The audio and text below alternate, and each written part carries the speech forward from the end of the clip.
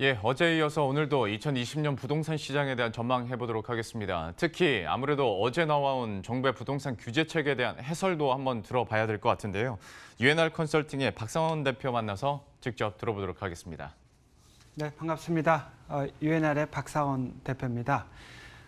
어제 정부의 그 대책이 나왔습니다. 그래서 우선 어제 나온 대책부터 정리하고 내년 시장 전망과 앞으로 10년 이내에 살아남을 부동산, 앞으로 없어질 부동산에 대해서 말씀을 드리겠습니다. 우선 보시면은 양도세부터 이제 말씀을 드리겠는데요. 어제 대책을 봤을 때는 일단은 그 보유세 폭탄 하고 그다음에 그 세금에 대한 이런 그 다주택자에 대한 이런 규제, 그다음에 은행 대출을 상당히 이제 쪼이는 이런 걸로 이제 요약해 볼 수 있겠는데요. 우선 양도세 부분을 이제 정리를 해보겠습니다. 그래서 고가주택 장기 보유 특별 요건 같은 경우도 한 주택자 같은 경우 이제는 거주 요건이 이제는 추가된다 이렇게 보시면 될 것 같고요. 그 다음에 조정 대상 지역의 2주택자, 1세 2주택자도 비과세 요건이 기존의 2년에서 앞으로 1년으로 이제 단축이 됩니다. 그 다음에 등록임대주택 비과세 요건도 역시 거주 요건이 추가되고요. 중과세지 분양권도 이제 주택수에 포함된다는 거 체크를 하셔야 되겠습니다. 그 다음에 주택세율이 강화가 됩니다. 1년 이상 기본세율이 앞으로 50%로 이제 되기 때문에 이 점도 특히 신경 써야 될 것 같고요. 특히 이제 봐야 될 게 조정 지역에서 다주택자 같은 경우 모든 다주택자가 아니라 10년 이상 보유한 다주택자의 경우 내년 2월 달까지 주택을 양도했을 때 장기 보유 공제라든지 그 다음에 중과세가 배제된다는 거. 그래서 일부 그 내년부터 그 공시가가 이제 많이 오르게 되고 종부세가 상당히 이제 많이 오르기 때문에 일부 소득이 없는 일부 그 다주택자 아니면 한주택자 같은 경우도 종부세가 좀 늘어날 수가 있기 때문에 일부 매물이 좀 나오지 않을까 이렇게 생각이 좀 되고 있습니다. 그 다음에 여러분께 봐야 될 게 특히 15억 이상 주택에 대해서는 개인이건 법인이건 불문하고 대출을 이제는 막겠다 이겁니다. 그래서 전세자금 대출을 제외한 모든 대출 시가 15억 이상 대출에 대해서는 이제 안 해주겠다 이렇게 보시면 될 것 같고요. 그 다음에 시가 9억 원 이상에 대해서는 LTV가 이제는 20%밖에 안 되고 그 이하는 40%다. 그래서 현행 그 아래 쭉 보시게 되면은 현행 14억 원의 주택 같은 경우는 한 5억 6천 정도 나오는데 앞으로는 이제는 9억에서 이하는 40%, 그 다음에 넘는 부분 5억 원에서 20%이기 때문에 4억 6천에서 1억 원 정도 이제 줄어듭니다. 그래서 방에 대한 공제까지 이제 포함되게 되면 실제 이보다도 좀 더 이제 줄어들 수 있다는 거 유념하시기 바라겠습니다. 근데 이번 대책에서 약간 아쉬운 점은 일단은 세금이라든지 그 다음에 금융 규제 이쪽으로만 이제 포커싱을 맞췄는데 항상 이제 전문가들이 얘기하고 있는 거는 적재적소에 공급이 나야 된다. 재건축을 규제를 할 게 아니라 도심의 적재적소에 용적률이 현재 서울시 같은 경우가 기부채납을 포함하면 3종 같은 경우 300%입니다. 그래서 이 용적률을 대폭 500%까지 올려서 도심의 재건축을 활성화시키고 그 나머지 부분을 서민들을 위한 이런 시프트라든지 이런 부분으로 조합한테 환수를 했을 때 어느 정도 공급이 좀 늘어나면서 주택시장이 안정된 효과가 나오는데 이번 대책에서는 이게 빠졌기 때문에 상당히 좀 나중에 다시 집값이 좀 오를 가능성이 있지 않을까 이렇게 보고 있고요. 그 다음 이번에는 실제적으로 저가 주택에 대해서는 크게 규제가 나오지는 않았기 때문에 이런 저가 주택에 대한 이런 반사 지역이 좀 나오지 않을까 보고 있고요.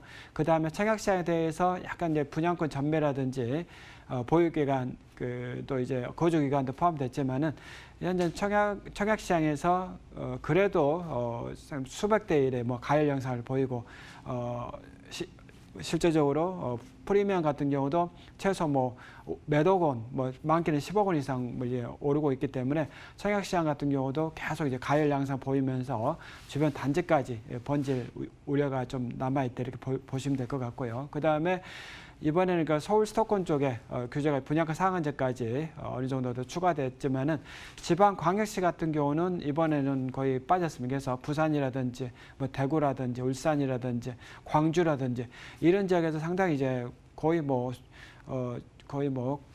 그 너무 과열 상태를 현재 보이고 있는데요.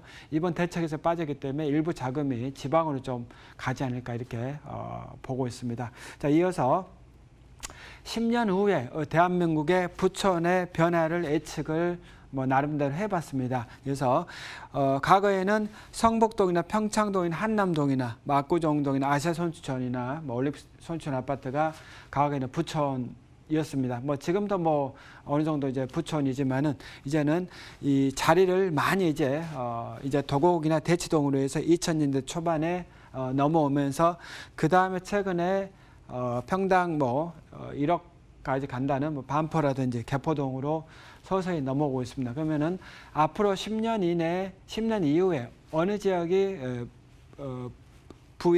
부천의 왕자를 차지할 것인가에 대해서 전문가들의 상당히 이제 이론이 많은데요. 뭐 나름대로 어느 정도 전문가들 얘기를 좀 종합해보고 제 나름대로의 그 분석을 했을 때는 앞으로 삼성동이라든지 청담동, 그다음 잠실, 용산, 여의도나 압구정이 재건축이 순조롭게 됐을 때는 이쪽으로 부의 축이 이동할 가능성이 많다 이렇게 볼 수 있겠습니다. 특히 삼성동 같은 경우는 뭐 현대차 글로벌센터 GBC가 이제 착공허가 이제 들어가 있고 뭐 잠실 운동장 뭐 리모델링이라든지 영동대하고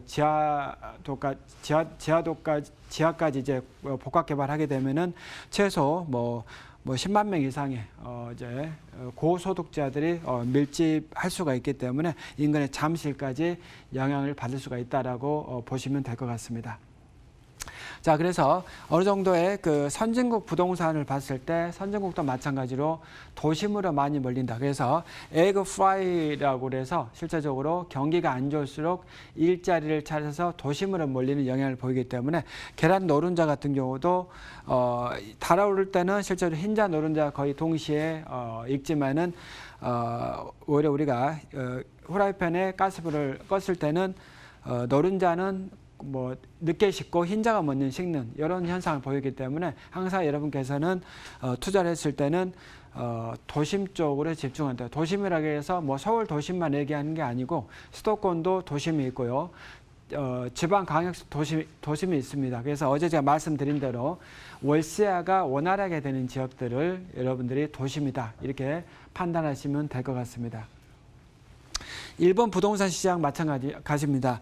20년간 일본 부동산 시장도 상당히 침체를 겪어왔고, 뭐 주식시장도 침체를 겪어왔지만은 부동산 시장이 가장 먼저 회복된 데가 오사카나 뭐 도쿄라든지 뭐 고베라든지 이런 도심 지역이 많이 회복이 되고 있고요.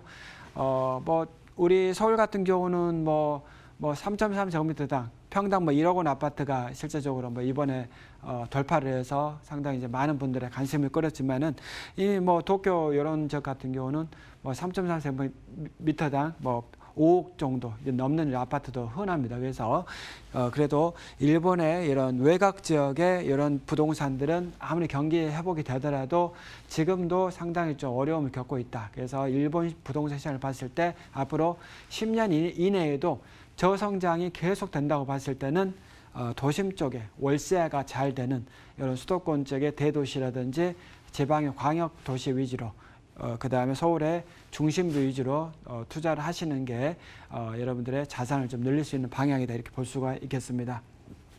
그래서 일본은 실패한 신도시들입니다. 그래서 제가 일본의 시장을 직접 가서 신도시를 촬영을 한 건데요. 뭐 상권이라든지 이런 아파트 뭐 이런 것들 거의 뭐 사람이 거의 보이지 않습니다. 그래서 보이더라도 거의 은퇴하신 분들이 상당히 좀 거의 뭐 한두 명 보일 정도로 황폐화가 되어 있기 때문에 여러분들은 우리나라 신도시 같은 경우는 뭐 일본을 100% 따라간다 이렇게 볼 수는 없습니다. 아무래도 일본보다는 교통비가 저렴하고 그래도 뭐 서울과의 거리가 좀 가깝기 때문에 뭐 그렇게 따라간다 볼 수가 없겠지만은 서울에서 위성도시에서 한참 먼 신도시들은 뭐 이런 가정을 겪을 수밖에 없다 이렇게 볼 수가 있겠습니다.